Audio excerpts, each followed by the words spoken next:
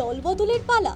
কেন্দ্রীয় জাহাজ প্রতিমন্ত্রী শান্তনু ঠাকুরের সঙ্গে তৃণমূল বিধায়ক মুকুটমণি অধিকারীর সাক্ষাৎ ঘিরে জোর জল্পনা বঙ্গ রাজনীতিতে। শনি সন্ধ্যায় দুজনের সাক্ষাৎ নিয়ে জোর চর্চা বঙ্গ রাজনীতিতে। বস্তুত 2021-এ বিজেপির টিকিটে ভোটে জিতে রানাঘাট দক্ষিণ আসন থেকে বিধায়ক নির্বাচিত হন মুকুটমণি অধিকারী। 24-এর লোকসভা নির্বাচনের মুখে তৃণমূলে যোগ দেন। লোকসভা নির্বাচনে রানাঘাট আসন থেকে প্রতিদ্বন্দ্বিতা করে বিজেপির জগন্নাথ সরকারের কাছে পরাজিত হন। পরে তৃণমূলের টিকিটে বিধানসভার উপনির্বাচনে জিতে বিধায়ক হন।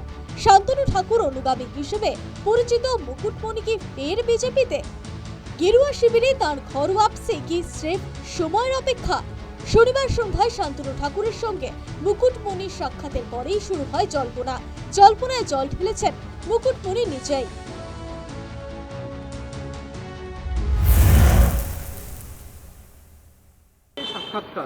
জল্পনা ছড়াচ্ছে আপনি দল পরিবর্তন করতে পারেন। দেখুন, এটা আপনারা এসব বলছেন। এই যে গাড়ি কিনেছি, গাড়ি পুজো দিতে এসেছি, ঠিক আছে। গাড়ির পুজো দেওয়ার সময় আপনারা কোথায় ছিলেন? মমতাওয়ালা ঠাকুরের ঘরে গেছি, তখন কোথায় ছিলেন? সুব্রতদার সাথে দেখা হয়েছে, জেঠু জেঠিমার সাথে দেখা হয়েছে। এদের সঙ্গে ঠাকুর বাড়ির সঙ্গে আরে এর সাথে পলিটিক্সের কোনো সম্পর্ক নেই। ঠাকুর বাড়িতে যে কেউ আসতে পারে।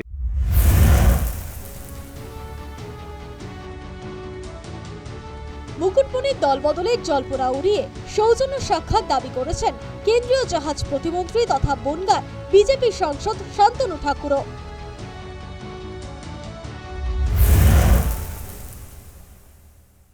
ও মেইনলি গাড়ি পুজো দিতে এসেছিল এখানে, তো সে পুজো দিতে এসছে আমার সঙ্গে সৌজন্য সাক্ষাৎ আর কি করলো, কথাবার্তা হলো, এমনি কিছুই না, সৌজন্য সাক্ষাৎ করেছে।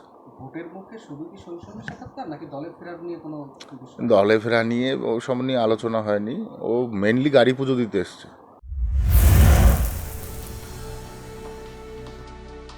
তবে মুকুটমণির বক্তব্য মানতে চাননি মমতা ঠাকুরের কন্যা তথা বাগদা তৃণমূল বিধায়ক মধুপর্ণা ঠাকুর। টু বি ভেরি অনেস্ট, উনি কারোর সাথেই দেখা করেনি। আমাদের বাড়িটা মানে আমাদের সাইডটা, শান্তনু দাদার বাড়িটা ওই সাইডে, আমাদেরটা সামনে। আমাদের সাথে উনি দেখা করতে আসেনি। যেহেতু এটা ঠাকুর বাড়ি, সবাই আসতে পারে, সবার সাথে সবার দেখা হতেই পারে।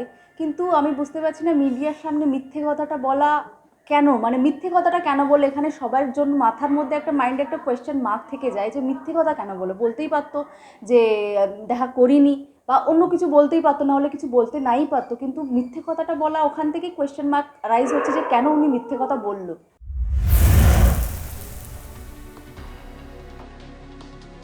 শান্তনু সাক্ষাতে কি মুকুটমণির বরফ গলল? প্রশস্ত হলো রানাঘাট দক্ষিণের বিধায়কের বিজেপিতে ফেরার পথ। সাম্প্রতিক সময়ে ভোট এলেই বঙ্গ রাজনীতিতে শুরু হয়ে যায় দল বদলের পালা। সেই পথে কি এবার মুকুটমণি অধিকারী? বঙ্গ রাজনীতিতে ফের পতাকা বদলানোর ধারা শুরু হলো। News time.